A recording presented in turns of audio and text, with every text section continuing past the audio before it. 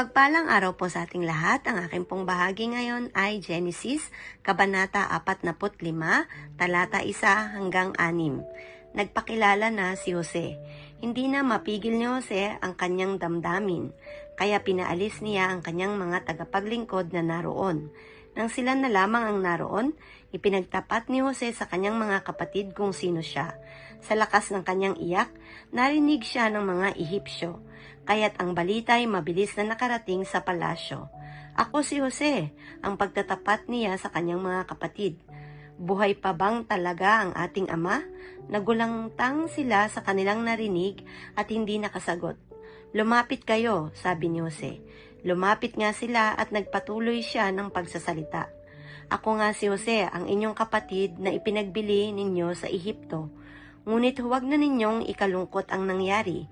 Huwag ninyong sisihin ang inyong sarili sa ginawa ninyo sa akin. Ang Diyos ang nagpadala sa akin dito upang iligtas ang maraming buhay. 2 taon pa lamang ang taggutom. 5 taon pa ang darating at walang aanihin sa mga bukidin. Ito ang salita ng Diyos. Amen. Pagpalang umaga po sa ating lahat. Narito po ang aking daily devotion sa Book of Genesis chapter 45. Verse 7 to 12. Pinauna ko rito ng Diyos upang huwag malipol ang ating lahi. Kaya hindi kayo kundi ang Diyos ang nagpadala sa akin dito. Ginawa niya akong tagapayo ng paraon, tagapangasiwa ng kanyang sambayanan, at tagapamahalaan ng buong Ehipto. Sinabi pa ni Jose, bumalik kayo agad sa ating ama at ibalita ninyo na ako ang pinamahala ng Diyos sa buong Ehipto. Sabihin ninyong pumarito agad siya sa lalong madaling panahon.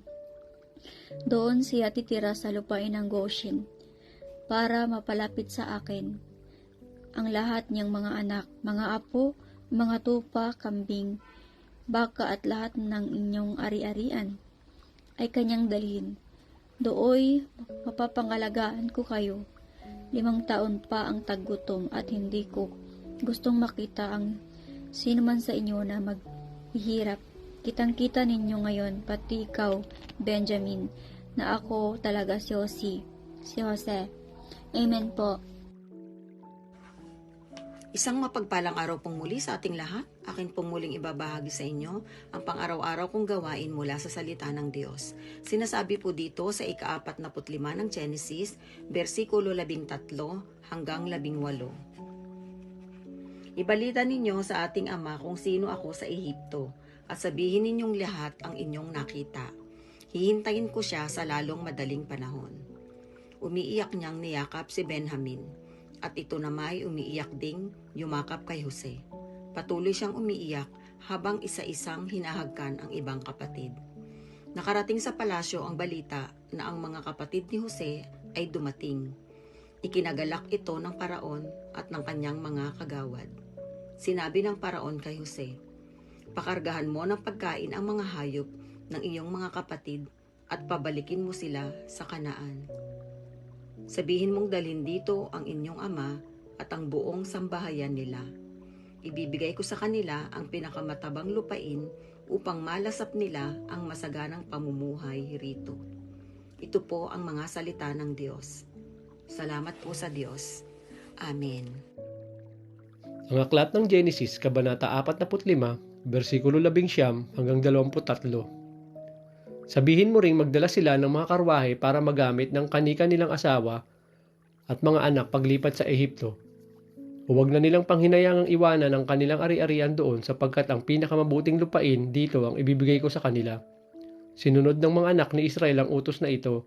Binigyan sila ni Jose ng mga sasakyan gaya ng utos ng paraon at pinadalhan din ng pagkain sa kanilang paglalakbay. Ang bawat isa ay binigyan ng tig-iisang bihisan maliban kay Benjamin. 5 ang kanyang bihisan at pinadalhan pa ng 300 pirasong pilak. Pinadalhan niya ang kanyang ama ng pinakamabuting produkto ng Ehipto, karga ng 10 asno.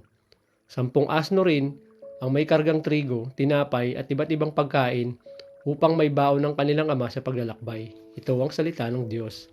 Amen. Our devotion for today is from the book of Genesis, chapter 45, verse 24-28. Sa ganito ay kanyang pinagpaalam ang kanyang mga kapatid at sila yumaon at kanyang sinabi sa kanila, huwag kayong magkaalit sa daan. At sila'y sumumpa mula sa Ehipto at nagparoon sa lupain ng Kanaan kay Jacob na kanilang ama. At kanilang isinaysay sa kanya na sinasabi, si Jose ay buhay pa at siya'y puno sa buong lupain ng Ehipto. At ang kanyang puso ay nang lupaypay sapagkat di niya pinaniwalaan sila. At kanilang sinaysay sa kanya ang lahat ng salita ni Jose na kanyang sinabi sa kanila nang kanyang makita ang mga kakaritong pinadala ni Jose upang dalhin sa kanya at nagsaoli ang diwa ni Jacob na kanilang ama. At sinabi ni Israel, siya na si Jose na ang aking anak ay buhay pa. Ako'y paroroon at titingnan ko siya bago ako mamatay. This is the word of God.